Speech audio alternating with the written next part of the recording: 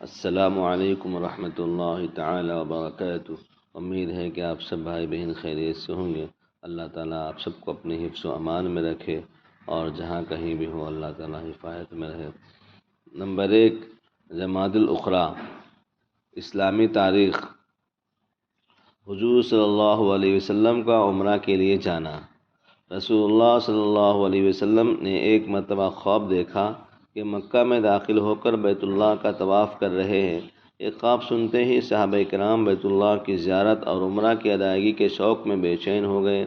چنانچہ ماہ ذی القعدہ میں سن 6 ہجری میں رسول اللہ صلی اللہ علیہ وسلم 1400 صحابہ کرام کے ساتھ عمرہ کرنے کے لیے روانہ ہوئے اور حدیبیہ پہنچ کر قیام فرمایا۔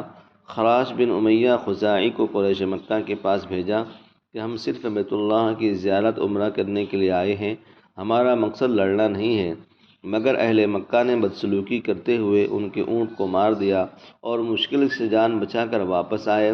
پھر آپ نے حضرت عثمان غنی رضی اللہ عنہ کے ذریعے ان کے پاس پیغام بھیجا تو انہوں نے حضرت عثمان غنی رضی اللہ تعالیٰ عنہ سے کہا، تم اگر طواف کرنا چاہتے ہو تو کر سکتے ہو۔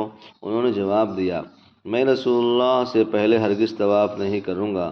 تو قریش مکہ نے کہا کہ محمد صلی اللہ علیہ وسلم اپنے ساتھیوں کو لے کر اس سال مکہ میں داخل نہیں ہو سکتے، اور حضرت عثمان غنی رضی اللہ عنہ کو نظر بند کر دیا۔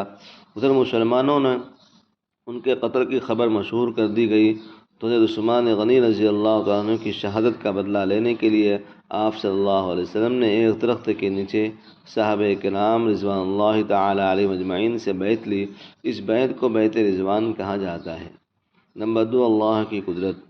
پیلٹیپس، یہ جانور بلی سے کچھ بڑا ہوتا ہے، پانی اور خشکی دونوں میں زندگی گزارتا ہے۔ منہ بطخ جیسا، دم اور پیر مگرمچھ کی طرح ہوتے ہیں۔ ان کے جسم پر قیمتی اون ہوتا ہے۔ اس کے پچھلے پیر میں زہر ہوتا ہے جس کے استعمال سے وہ شکار اور دیگر جانوروں سے اپنی حفاظت کرتا ہے۔ اللہ کی قدرت تو دیکھیے، یہ جانور انڈے دیتا ہے مگر بچے نکلنے پر ان کو دودھ پلاتا ہے، جبکہ انڈے دینے والے کوئی بھی پرندہ اپنے بچے کو دودھ نہیں پلاتا۔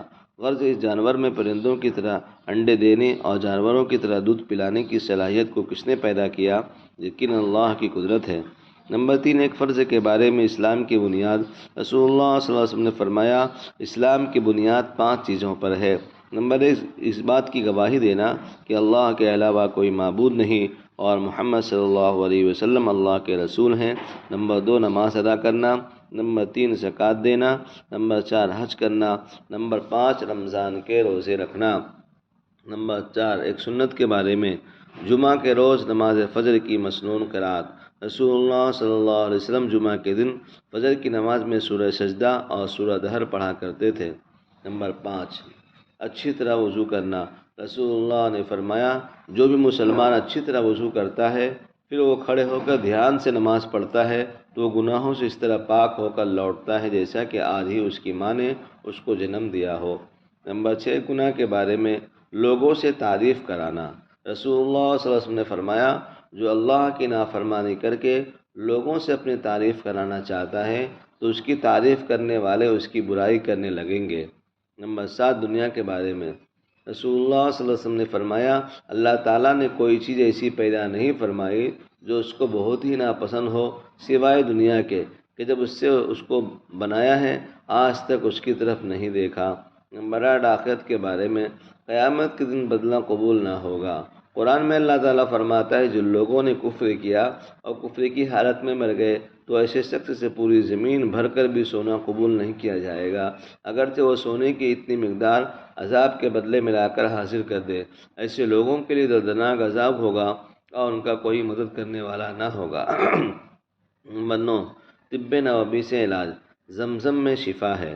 حضرت ابن عباس رضی اللہ تعالیٰ عنہما نے زمزم کے بارے میں فرمایا، یہ ایک مکمل خوراک ہے اور بیماریوں کے لیے شفا بخش بھی ہے۔ نمبر 10، قرآن کی نصیحت۔ قرآن میں اللہ تعالیٰ فرماتا ہے، ایمان والو، جب جمعہ کے دن نماز کے لیے اذان کہی جائے تو تم اللہ تعالیٰ کی یاد میں یعنی خطبہ سننے اور نماز پڑھنے کے لیے چل پڑو اور خرید و فروخت اور دوسرے کام دھندے چھوڑ دیا کرو، یہ تمہارے لیے زیادہ بہتر ہے۔ اللہ تعالیٰ سے دعا ہے کہ اللہ تعالیٰ ہم سب کو ان پڑھی سنی باتوں پر عمل کرنے کی اور اس کو پھیلانے کی توفیق عطا فرمائے، آمین۔ شکریہ۔